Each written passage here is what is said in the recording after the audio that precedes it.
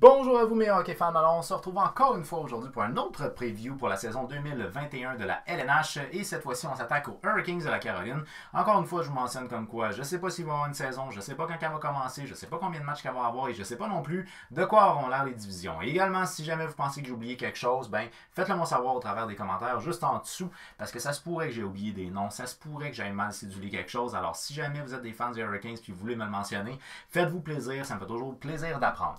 Alors aujourd'hui, on s'attaque aux Hurricanes de la Caroline pour ce qui est de preview 2021.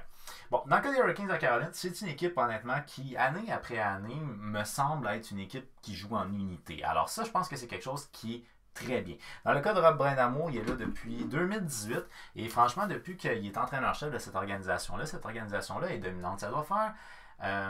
c'est la troisième année d'affilée que les Hurricanes sont l'équipe qui a le plus de temps de possession de rondelles au travers de toute la ligue. Alors, c'est une équipe qui est assez dure de nier. C'est une équipe de possession de rondelles. Donc, c'est une équipe qui bouge beaucoup et c'est une équipe qui garde la rondelle au lieu de faire du dumping puis de l'échec avant. Ils préfèrent garder la rondelle puis essayer de provoquer des choses sans faire du jeu trop physique. Alors, c'est une organisation qui, de manière générale, a peut-être un petit peu de difficulté au niveau des gardiens de but. C'est une organisation qui est peut-être un petit peu plus portée à l'attaque que portée à la défense, mais sont quand même pas...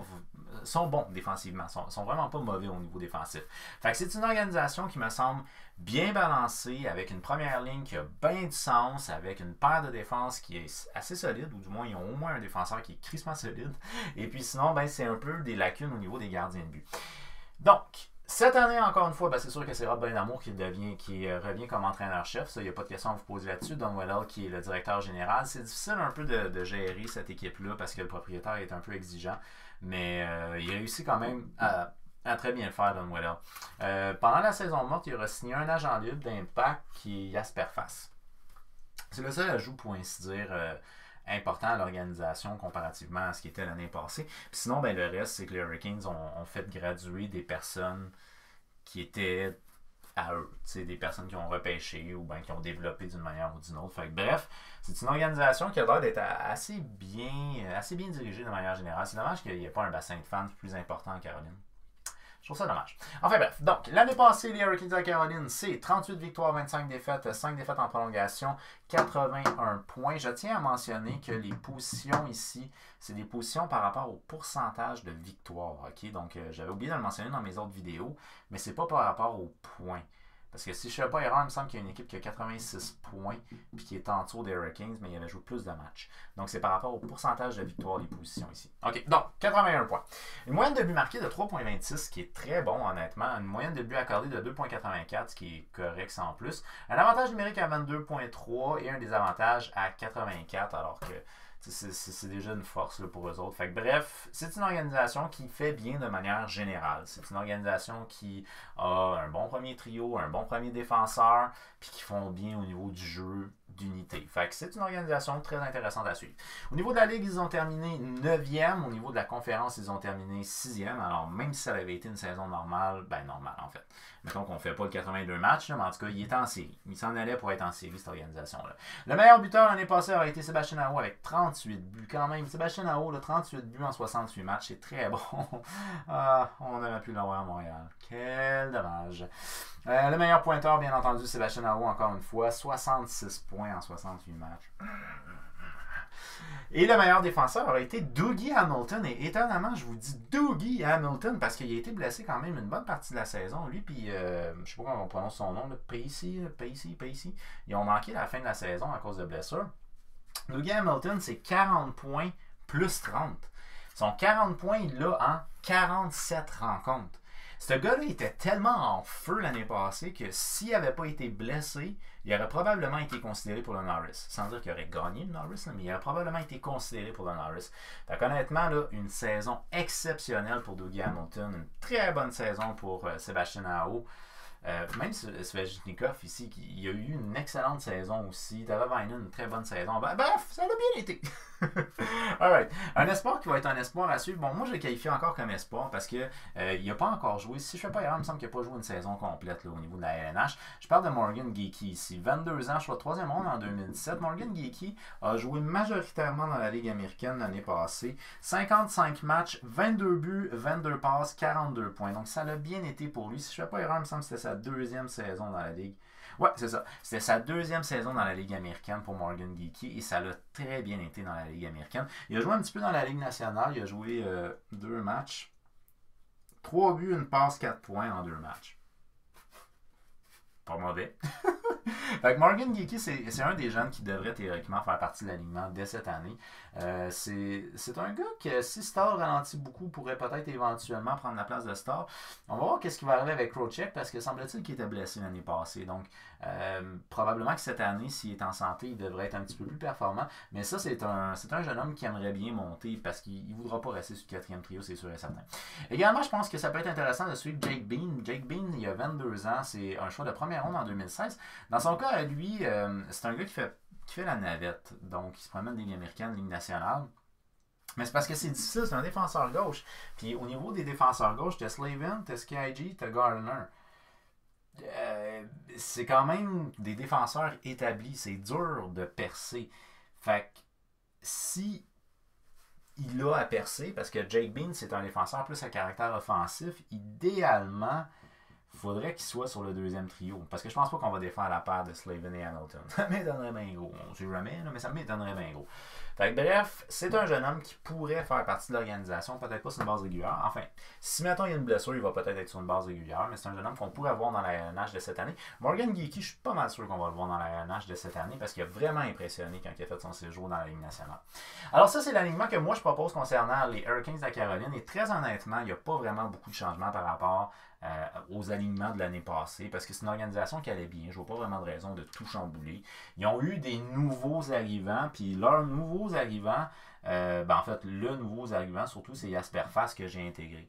Mais sinon, pour le reste, il n'y a pas vraiment eu de choses majeures comme mouvement dans l'organisation. Il y a des personnes qui sont parties, par contre. Il y a quand même pas mal de personnes qui sont parties. Je me souviens entre autres de Van Ruysdahl qui est parti. Mais en termes de défenseurs, ils sont quand même bien nantis. Fait que c'est pas nécessairement des grosses pertes qu'ils auront eu. D'après moi, ils vont s'en remettre. On va dire ça comme ça. Fait que même s'il n'y a pas un immense ajout autre que Jasper Fast, d'après moi, ils vont s'en remettre. Et dans le cas de Jasper Fast, c'est un gars qui est intéressant parce que c'est un joueur qui est quand même solide au niveau défensif. En tout cas, il a un bon jeu défensif et c'est un gars qui est connu comme étant bon en désavantages numériques. Et c'est une organisation qui est déjà excellente en désavantages numériques. Fait qu'il rajoute un atout assez important. Pourtant, ils n'en ont pas de besoin. Fait c'est intéressant. C'est vraiment intéressant ce qui arrive avec les Hurricanes de Caroline. Donc, bref, on a Andrei Svechnikov. Andrei Svechnikov, l'année passée, premier ailier gauche, 68 matchs, 61 points. Une très bonne saison pour lui. Ça va bien, honnêtement. C'est un joueur à caractère all-offense. Sébastien Aho, 66 points, 68 matchs. Un excellent joueur de centre. Il est jeune en plus de ça. C'est un gars qui performe très bien. J'avais peur un peu de voir comment les coéquipiers allaient réagir parce qu'il avait accepté l'offre hostile du Canadien. Finalement, ça s'est bien posé. Bon, écoute, il s'est fait pardonner et tout. Teravainen, l'année passée, 63 points, 68 matchs. Tu sais, leur première ligne, là, on voisine, on n'est pas à 1 point par match, mais on voisine de 1 point par match pour toute la première ligne. 61 en 68, 66 en 68, 63 en 68. Quand même très bien. Ensuite de ça, sur la deuxième unité, j'y étais avec... Crowcheck, lui, a été acquis pendant la saison, par contre. Il n'était pas là en début de saison l'année passée. Mais je suis pas mal sûr que quand ils l'ont utilisé, je suis pas mal sûr qu'il était sur la deuxième ligne, il me semble en tout cas. Niederreiter à la gauche, 29 points en 67 matchs. Vous allez voir que c'est ridiculement balancé leur trio, eux autres. T'as le premier trio qui performe bien, mais le reste, là, c'est ridicule combien tout le monde performe. C'est vraiment une équipe d'équipe. C'est vraiment le cas de dire. Donc, Niederreiter, c'est 29 points en 67 matchs l'année passée. Crowcheck, 38 points en 62 matchs. Mais comme je vous ai dit, c'est un an qui était blessé. Fait que ça se pourrait qu'il y ait une meilleure saison cette année, Crowcheck. Fait 38 points en 62 matchs, ça pourrait être mieux de cette année. Martin Necas, 36 points en 64 matchs, c'était sa première saison et c'est une bonne première saison quand même. Alors c'est un jeune homme qui est connu comme étant à caractère offensif, mais l'organisation en soi est assez offensive, là, fait que ça ne devrait pas trop être un problème pour lui. Puis il semble être apprécié par les coachs. Fait que d'après moi, ce gars-là devrait être dans le top 6 l'année prochaine. D'après moi, c'est un jeune homme qui a un bon potentiel offensif. Puis le Hurricanes, c'est une équipe quand même qui est connue comme étant elle donne sa chance aux jeunes. Elle donne du temps de glace aux jeunes. Ben, on pense juste à Svechnikov, ça n'a pas été long avant qu'il soit sur le premier trio. Puis Sébastien Aho non plus. Tu vas me dire, oui, mais c'est des talents exceptionnels. Oui, mais c'est des jeunes aussi. Et c'est des jeunes qui ont eu beaucoup de temps de glace très rapidement. Il y a peut-être d'autres organisations qui sont plus frileuses avec ça. Les Hurricanes ne sont pas frileux avec ça. Neckar, d'après moi, top 6. OK. Par la suite, Warren Fagel, qui lui, sur mon troisième trio, 30 points en 68 matchs. Donc encore là, tu sais, 29-30, c'est tellement proche, c'est tellement bien réparti cette organisation-là. Stahl, 27 points en 68 matchs à mon centre de mon troisième trio. Et je mets Jasper Face à 29 points en 69 matchs sur mon troisième trio à l'aile droite. C'est un gars qui va être utilisé fort probablement sur la première unité de désavantage numérique. C'est pas nécessairement un gars qui est très offensif. Il est capable, il est capable de faire des choses offensivement, des choses bien offensivement. Mais très honnêtement, les Hurricanes, ce qu'on demande, c'est une première ligne qui est très offensive, puis toutes les autres qui de temps en temps vont faire des points, mais tu sais, c'est partagé. C'est pas concentré juste sur une ligne en particulier. Fait que c'est une ligne qui est capable de faire des points autant que ma deuxième ligne. Dans le cas de Neckar, d'après moi, puis Crowcheck, ça devrait être des statistiques un petit peu supérieures pour cette année. Fait que c'est pour ça que je préfère les mettre un petit peu plus haut dans leur cas. Bon.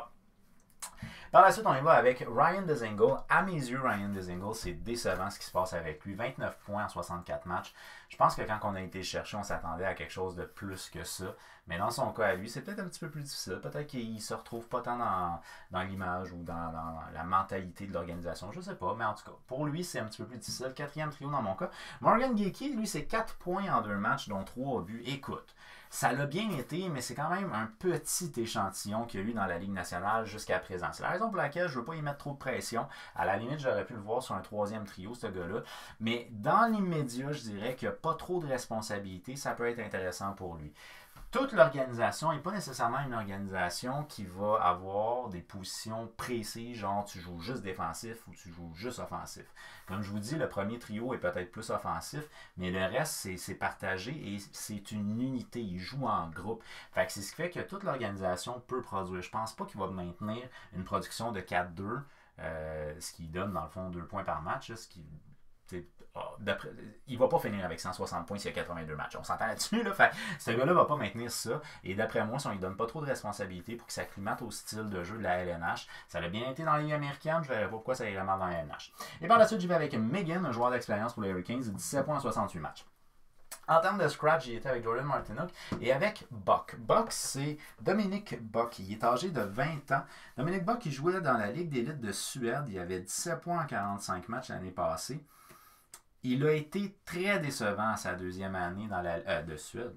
Oui, il a été très décevant à sa deuxième année, mais là, j'ai marqué sa deuxième saison en Allemagne. Là, j'ai mis des doutes de savoir s'il joue en Allemagne ou en Suède. Bon, en tout cas, mais bref, il joue en Europe. Puis à sa deuxième saison, ça a été plutôt décevant. Par contre, ça a l'air qu'il a vraiment été bon au niveau du championnat junior pour l'équipe d'Allemagne. Il avait été le meilleur pointeur pour son équipe avec, je l'ai-tu marqué? Non, je n'ai pas marqué combien de points. Mais en tout cas, ça avait été le meilleur pointeur pour l'équipe d'Allemagne. Fait il avait quand même connu au niveau international quelque chose de bien. Mais sa deuxième saison avait été difficile en Europe. Fait que bon, en tout cas, je pense pas qu'il soit prêt nécessairement pour jouer dans la ANH tout de suite. Mais il pourrait jouer dans la ANH parce qu'il a déjà joué contre des hommes en Europe. Bon, au niveau de la brigade défensive, c'est une brigade défensive qu'on connaît déjà en Caroline, excusez. Donc j'y vais avec Jacob Slavin sur ma première paire. Puis encore là, c'est ridicule comment est-ce que les points sont quand même assez similaires. Du côté gauche, là, honnêtement, il y a beaucoup de compétition. Puis t'as Jake Bean là, qui pourrait rentrer là-dedans. Jake Bean, là, c'est un gars qui, dans la Ligue américaine, il mène le power play. Fait que tu sais, il peut rentrer dans cette organisation-là.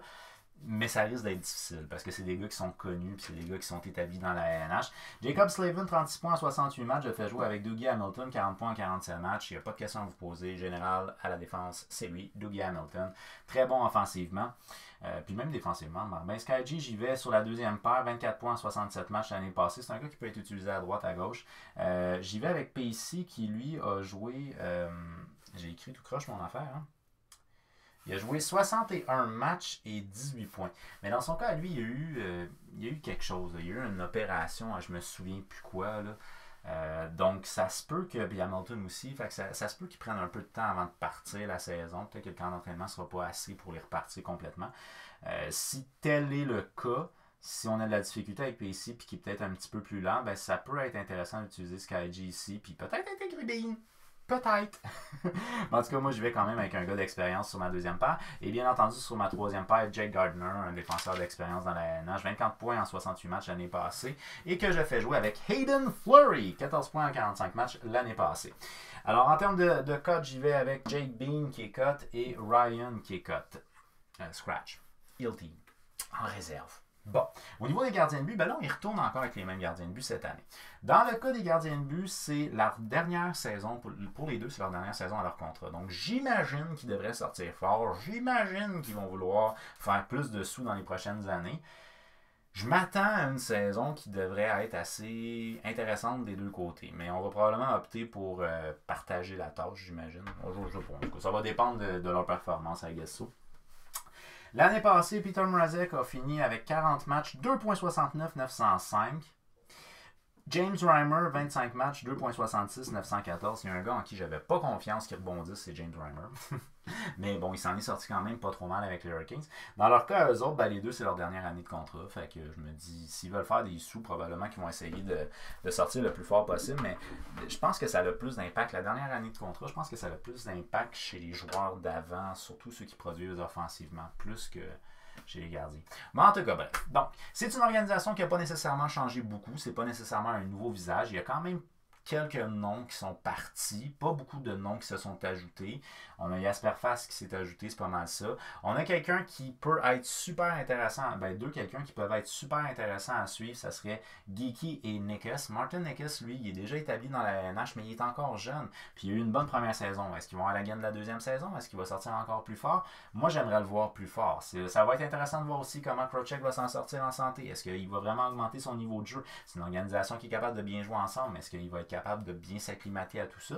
Peut-être. Peut-être que oui, peut-être que non. Dans le cas de Jasper Fast, est-ce qu'il va réussir à s'adapter bien comme du monde à sa nouvelle équipe? Moi, d'après moi, oui. C'est un joueur d'expérience. Il ne va pas avoir trop de stress avec ça. Dougie Hamilton, est-ce qu'il va nous répéter une saison exceptionnelle comme il était parti pour faire la saison dernière? Tout plein de points d'interrogation, mais des points d'interrogation qui s'enlignent vers des exclamations parce que j'ai confiance aux Hurricanes de la Caroline. Alors, c'était mon preview pour l'année 2021. Si vous êtes un fan des Hurricanes, faites-moi savoir. Est-ce qu'il y a quelqu'un d'après vous que j'ai oublié? Est-ce que d'après vous, il y a quelqu'un que j'ai sous-estimé, surestimé? Whatever. Faites-moi savoir ça au travers des commentaires. Un très gros merci d'avoir pris le temps de regarder ma vidéo. On n'oublie pas de faire un j'aime si on l'a aimé, de la partager pour qu'on jase avec un maximum de hockey fans. Ça serait vraiment super. Et également, vous devez vous abonner, activer la petite cloche, puis vous pouvez me rejoindre sur les réseaux sociaux, TikTok, Instagram, Twitter. On se revoit où vous voulez. On se reparle bientôt. OK. Merci beaucoup.